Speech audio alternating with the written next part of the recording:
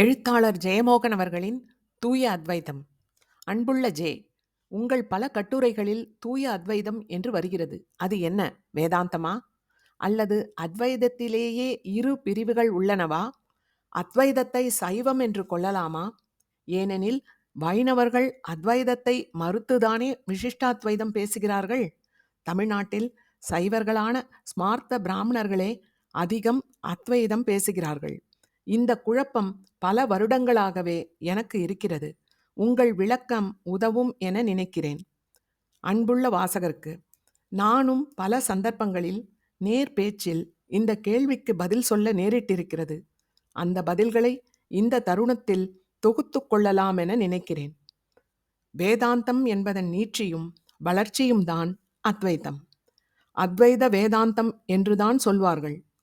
ராமானுஜரின் விசிஷ்டாத்வைதம், மத்வரின் துவைதம், நிம்பார்க்கரின் துவைதாத்வைதம் போன்றவை எல்லாமே வேதாந்தத்தின் பல்வேறு வளர்ச்சி நிலைகளே. அவற்றை ஒட்டுமொத்தமாக பிற்கால வேதாந்தங்கள் என்று சொல்வதுண்டு. வேதாந்தம் என்ற சொல்லுக்கு வேதங்களின் இறுதி என்று பொருள். இரு வகைகளில் இச்சொல் பொருள்படுகிறது. பிற்காலத்தில் உருவான பல ஞான நூல்கள் வேதங்களுடன் இணைக்கப்பட்டன. பிராமணங்கள், ஆரண்யங்கள், உபவேதங்கள் போன்றவை இவ்வாறு இணைக்கப்பட்டவையே. அவ்வாறே பிற்கால ஞான நூல்களாக உபநிடதங்களும் வேதங்களுடன் இணைக்கப்பட்டன. ஒவ்வொரு முக்கியமான உபநிடதமும் ஒரு வேதத்துக்கு உரியதாகும். உதாரணமாக, சாந்தோக்கிய உபநிடம் சாமவேதத்தின் துணைப்பகுதி, உபாங்கம்.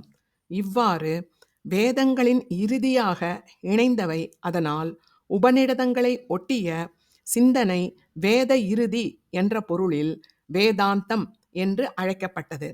இன்னொரு பொருள், உள்ளடக்கத்தின் அடிப்படையில் வேதங்களை இரண்டு பெரும் பிரிவுகளாக பிரிக்கும் கோணத்தில் இருந்து சொல்லப்பட்டது. வேதங்களை கர்மகாண்டம், ஞானகாண்டம் என பிரிப்பார்கள். வேள்விகளையும் பிற வழிபாடு சடங்குகளையும் முன்னிறுத்துவது கர்மகாண்டம் என்னும் செயல்பகுதி. தூய அறிதலை மட்டுமே முன்னிறுத்துவது ஞானகாண்டம் என்னும் அறிவு பகுதி. ஞானகாண்டம் ரிக்வேதத்தின் கடைசியாக 10ஆம் காண்டமாக உள்ளது. ஆகவே ஞானத்தை முன்னிறுத்தும் போக்கு வேதாந்தம் என்று பெயர் வந்தது. வேதங்களின் ஞானகாண்டத்தின் வளர்ச்சி நிலைகளே உபநிடதங்கள்.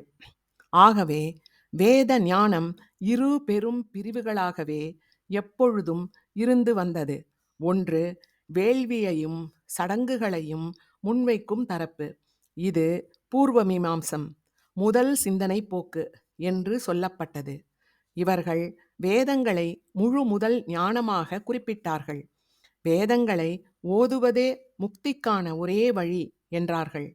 இந்த தரப்பு பிராமண மதமாக அல்லது புரோகித மதமாக வளர்ந்து இன்றும் இந்து மரபுக்குள் வலுவாக உள்ளது. இவர்களின் மூல நூல் மீமாம்சா சூத்திரம், ஜைமினி எழுதியது.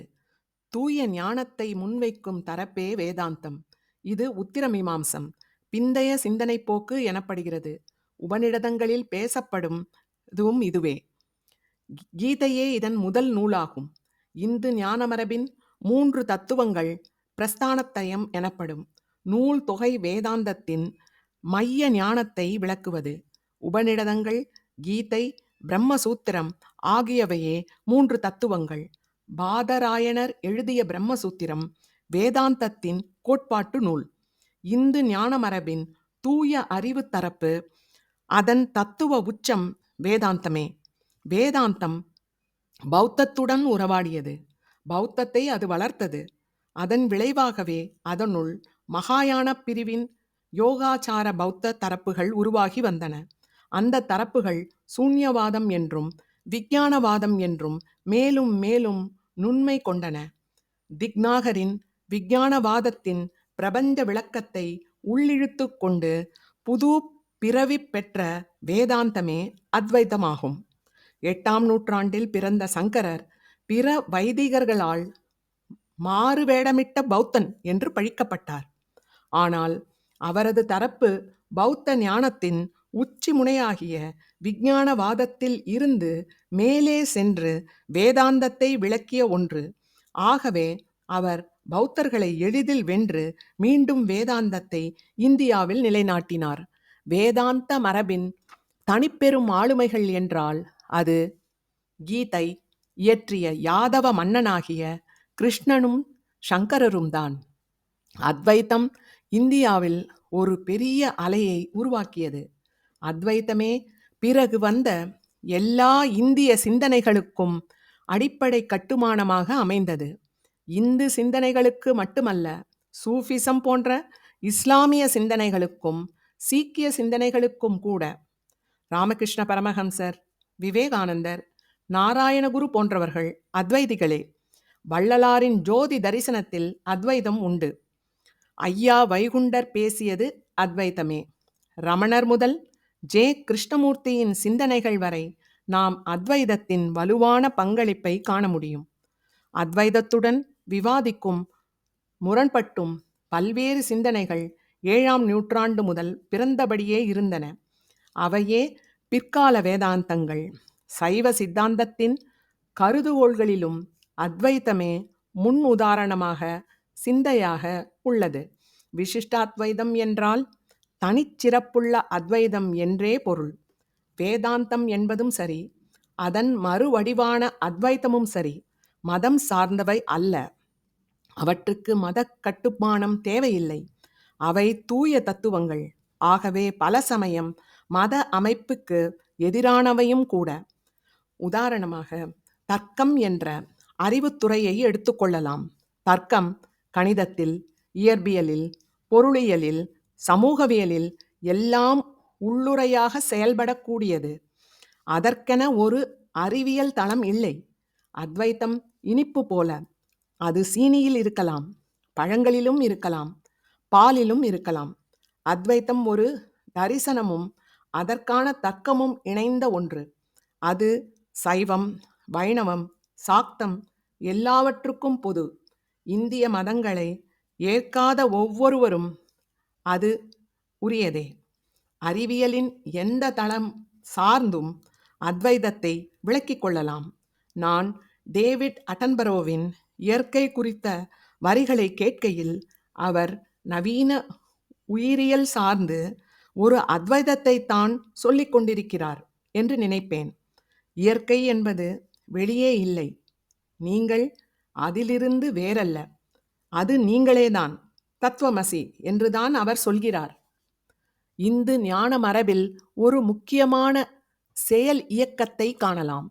எந்த ஒரு தத்துவ தரப்பும் நடைமுறைக்கு வரும்பொழுது வைதீக தரப்புடன் சமரசம் செய்து கொள்ள நேரிடுகிறது. சாங்கியம், யோகம், நியாயம், வைசேஷிகம் எல்லாம் அப்படி சமரசம் செய்து கொண்டன. அந்த சமரசத்தை பிராமண மதத்தின் வெற்றி என்று உடனடியாக சொல்ல தோன்றும்தான். அது சரியல்ல. அது வழிபாடு என்ற முறையின் வெற்றி. மனிதனுக்கு அன்றாட வாழ்க்கையில் வழிபாடு தேவையாக இருக்கிறது.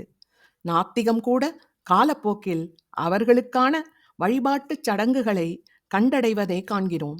ஏனென்றால் சடங்குகள் போன்றவை குறியீட்டு முக்கியத்துவம் கொண்டவை. அவை நம் சிந்தனையை தீண்டாமல் ஆழ்மனத்துடன் உரையாடுகின்றன. ஆழ்மனத்தின் இயல்பான வெளிப்பாடாக அமைகின்றன. மேலும் அந்த குறியீட்டு வடிவங்களும் நடைமுறைகளும் எல்லாம் மக்களின் தொன்மையான பழங்குடி மரபில் வேர்களாக உள்ளன. ஆகவே பொதுமக்கள் எப்பொழுதும் வழிபாடுகளையே அதிகம் சார்ந்திருக்கிறார்கள். தத்துவம் கூட சடங்குகளாகவும் குறியீடுகளாகவும் உருமாறித்தான் அவர்களிடம் செல்ல வேண்டியிருக்கிறது. அடிப்படையில் சடங்கு எதிர்ப்பு தன்மை கொண்ட பௌத்தம், சமணம் போன்ற தத்துவ மதங்கள் கூட வளர்ச்சி போக்கில் சடங்குகளையும் தெய்வ உருவங்களையும் உருவாக்கி கொண்டிருப்பதை நாம் காணலாம்.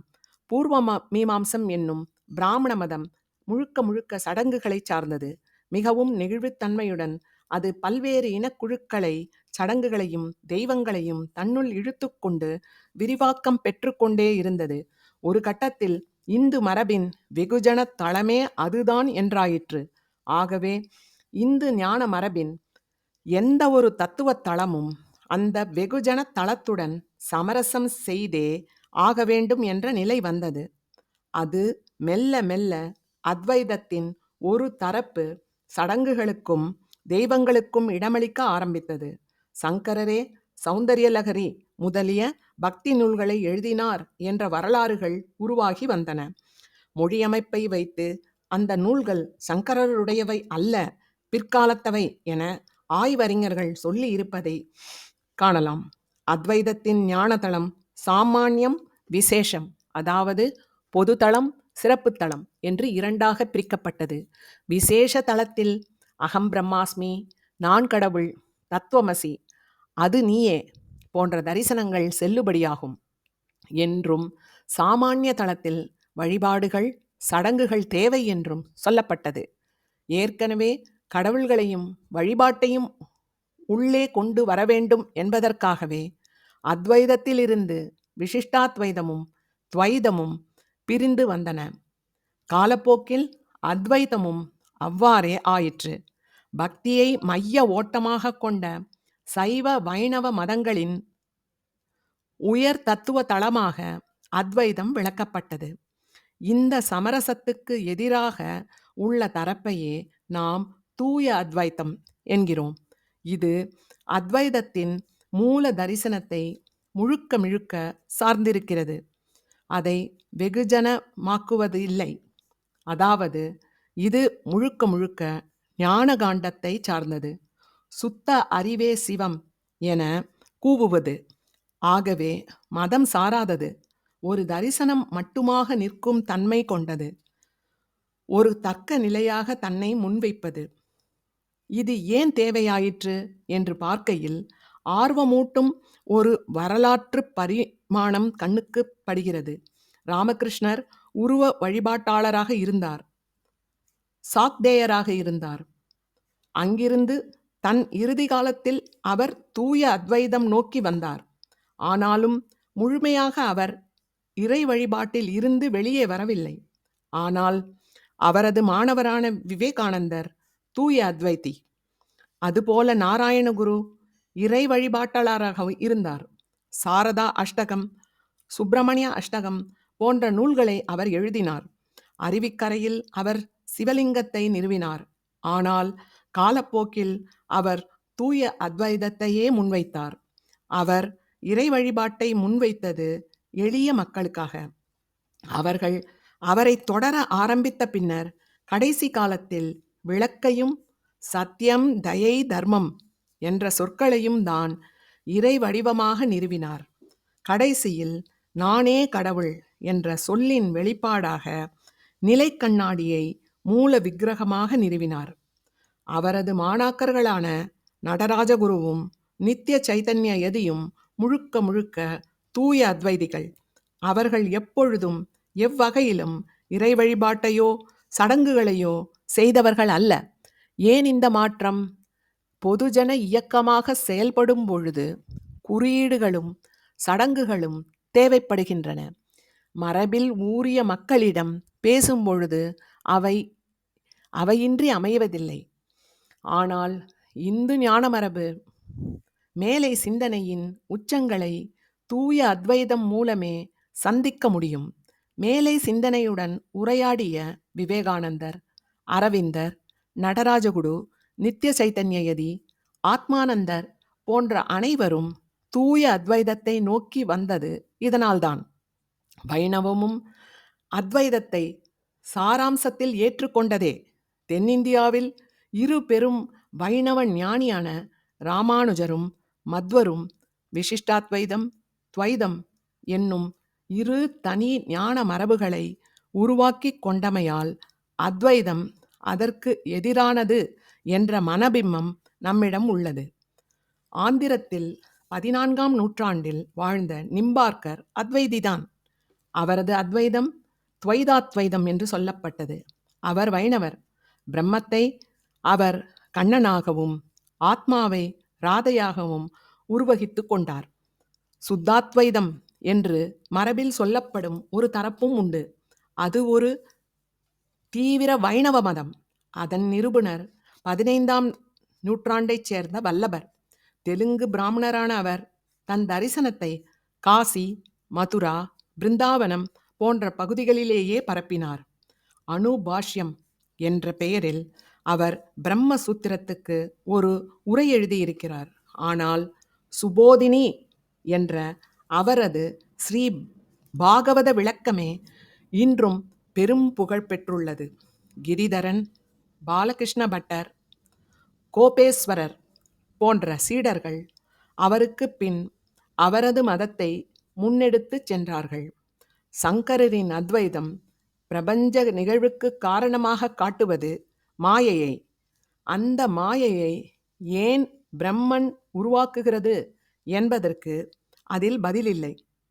ஆகவே அது கேவல அத்வைதம், வெறும் அத்வைதம் என்றார் வல்லபர்.